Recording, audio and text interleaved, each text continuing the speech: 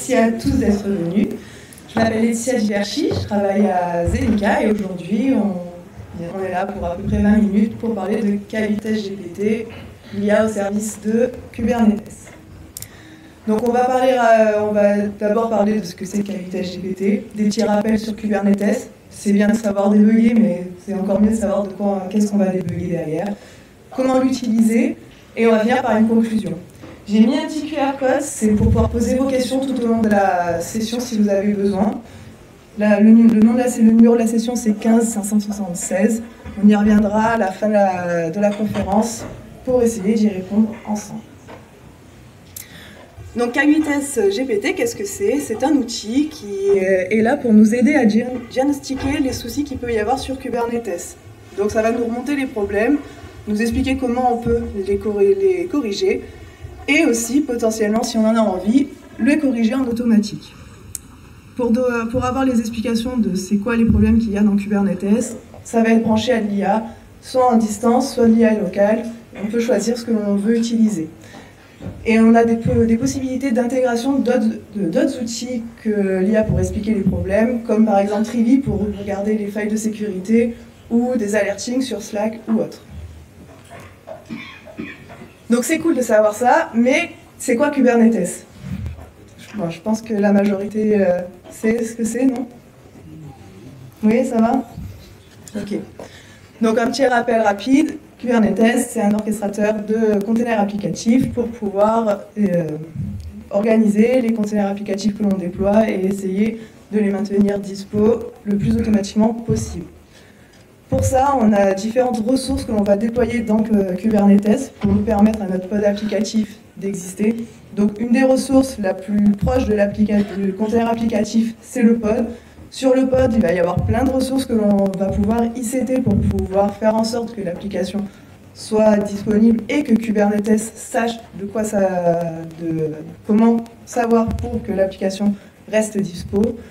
Pour que cette application soit le plus disponible possible, on va pouvoir y mettre des réplicas. C'est une autre ressource qui va gérer ça, qui est le réplica set. Pour pouvoir faire les montées de version, on va avoir une autre ressource qui va nous aider à faire les montées de version sans avoir de temps d'indispo, c'est le déploiement.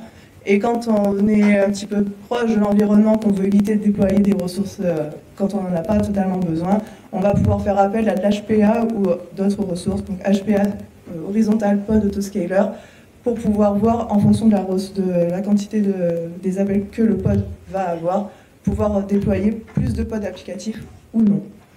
On a aussi des ressources pour pouvoir contacter l'application qui sont les services, différents types. Les services font appel à des ressources qui s'appellent endpoint qui vont nous permettre de contacter les pods applicatifs derrière.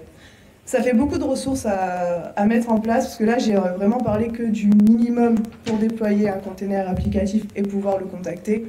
Ce qui fait que si on a un problème dans le cluster, on peut vite avoir des difficultés à savoir d'où vient le problème. Donc ça vous parle, ça va? Oui. Donc souvent ce sont les ops qui s'occupent de ça, on est d'accord.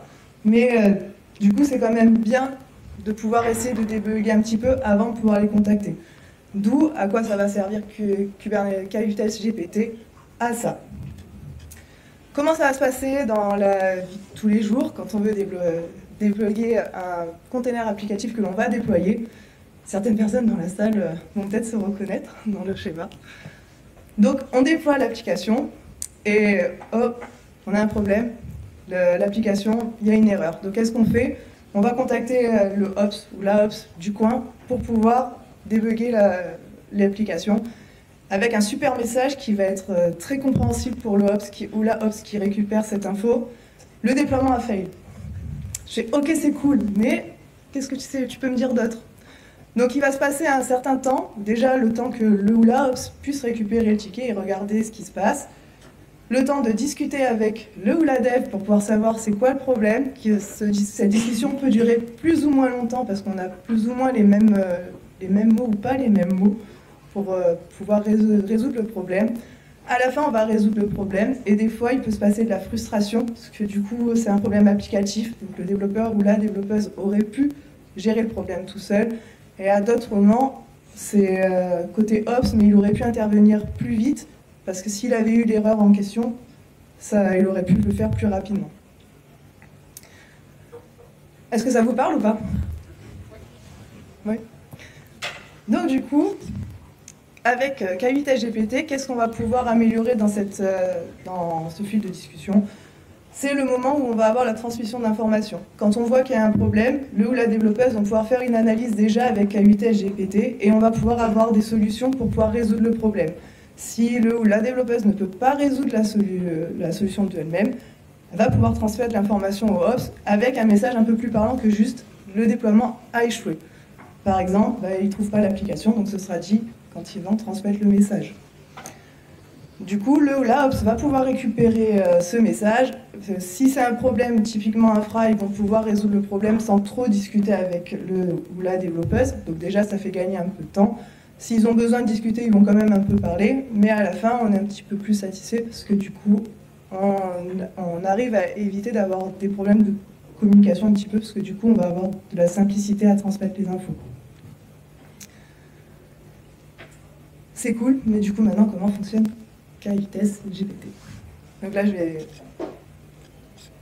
j'ai monté un cluster Kubernetes sur mon poste et j'ai déployé des ressources dessus. Donc là, on voit que j'en ai en erreur, donc je vais utiliser K8SGPT pour arranger le problème. Donc sur la doc de K8SGPT, ça se passe bien. J'ai une petite ligne de commande. Il y en a qui me connaissent, hein, je suis la spécialiste des fautes, donc on va éviter de faire ça. Donc, très simple, K8SGPT, analyse, je filtre sur les pods, donc du coup la ressource la plus proche des applications, des containers applicatifs, pour voir c'est quoi mes problèmes sur mon cluster. Donc là, du coup, j'ai voulu utiliser l'IA à ChatGPT, mais c'est fait avec l'IA de ChatGPT, pardon. Et là, du coup, il me retourne les erreurs en question que j'ai sur les 2 pods que j'ai déployés. Si je veux un peu plus d'informations, donc déjà, je peux changer aussi de backend, donc du coup, d'IA derrière pour avoir des explications. Et là, j'ai utilisé un que j'ai déployé en local. Et si je veux un peu plus d'explications, je mets le -e explain, et en plus, on va avoir les informations de ce qui se passe. Donc là, dans un, on me dit que j'ai pas assez de ressources. On nous donne des commandes pour comment essayer de comprendre c'est quoi les problèmes que j'ai derrière. Donc avec ça, on va pouvoir un petit peu gérer de nous-mêmes les problèmes que l'on peut rencontrer sur le cluster. On peut faire aussi, du coup, là j'ai branché avec Trivy. Donc je peux très bien aussi avoir des rapports de vulnérabilité qu'il y a dans le cluster. Je l'appelle, et là, du coup, j'ai pas mis le -explain, donc du coup, il me retourne juste les erreurs. En rajoutant le -explain, on va nous donner un peu plus d'informations de ce qui se passe derrière, et du coup, tout ce que je vais pouvoir aller corriger. Là, je l'ai fait en ligne de commande. Il est aussi, K8SGPT est aussi disponible en opérateur dans le cluster Kubernetes. Donc, opérateur, c'est juste qu'on rajoute une ressource dans le cluster pour pouvoir avoir directement l'outil dans le cluster Kubernetes. Je l'ai branché avec Prometheus, c'est une des dispos qui est possible. Et on va pouvoir avoir un dashboard pour suivre toutes les failles ou les problèmes qu'il y a sur le cluster. Donc là, il me dit que j'ai des problèmes du coup sur les pods, comme ce que on a vu tout à l'heure. Si j'élargis, il me dit sur d'autres ressources où est-ce que j'ai des problèmes, comme ça on va pouvoir aller faire les correctifs. Je parle un peu vite. Tout va bien ?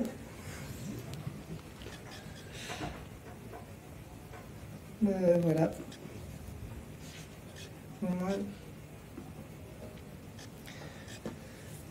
Donc l'outil est facilement installable sur nos postes. En conclusion, moi je trouvais que l'outil était plutôt sympa.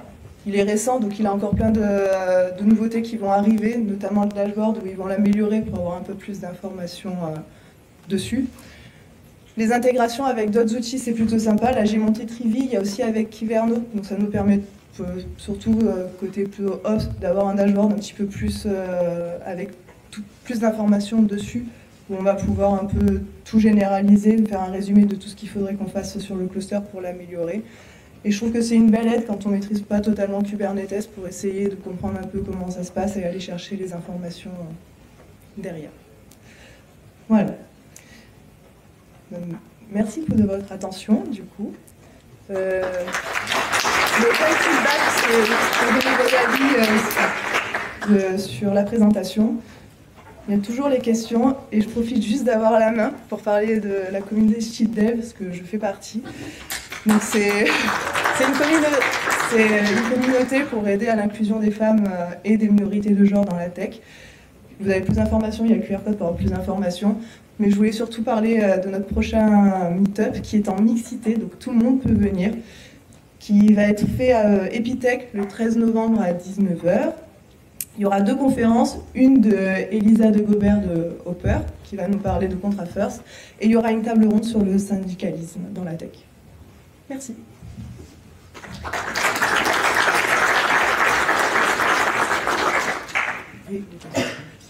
Merci Laetitia. On a du temps pour des questions. Alors j'en ai 2 ici. Depuis quand ça existe? Donc Kubernetes c'est récent, ça date de 2023.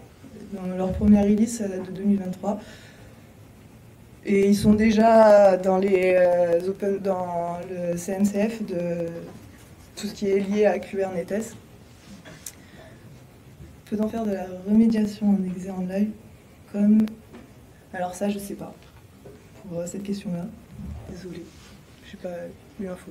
Je sais que récemment, ils l'ont branché avec une IA en local cloud desktop pour pouvoir le relier avec toute l'IA derrière, mais je n'ai pas plus d'infos.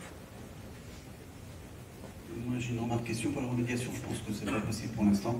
Mais j'ai testé il y a une semaine, donc j'ai cherché, j'ai pas trouvé. Donc pour l'instant, je pense que c'est pas possible la remédiation.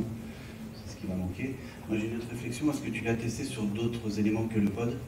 Et par exemple, il y a une network policy. Parce que moi, j'ai une expérience avec une network policy. J'ai pas testé avec une network policy. Et je t'invite à le tester avec une network policy. Ça fonctionne pas bien? Pas du tout. Pas du tout, parce que dans le Discrab, quand tu mets pas de network policy et que tu demandes à Kaluta GPT de le tester, il te dit que tout va bien, parce qu'il n'y en a pas. Donc toi en tant qu'humain, tu te dis bah oui mais je suis open bar, parce que par défaut un space c'est open bar. Et donc lui il te dit bah non, tout va bien en fait. Mais t'as pas de protection. Et si tu colles la documentation Kubernetes pour le deny all, ingress et egress, copier-coller, tu la passes et lui il te dit bah non, tout ton space est ouvert. Parce que dans la sémantique, la phrase, dans le cas de describe des network policy, il y a marqué, alors je ne l'ai plus en tête exactement, mais il y a marqué Halloween, all, le pod, machin, tout ça. Sauf qu'on met un non devant. Il y a un non. Donc en fait, la sémantique dit que tout est ouvert, mais à rien, en fait. Et Kaluta GPT ne voit pas ça. Et lui, il voit juste Halloween. Donc lui, il traduit, tout est ouvert. Et en fait, non, c'est pas vrai. C'est une feature à leur proposer. Pourquoi pas. Mais je suis pas fan des IA.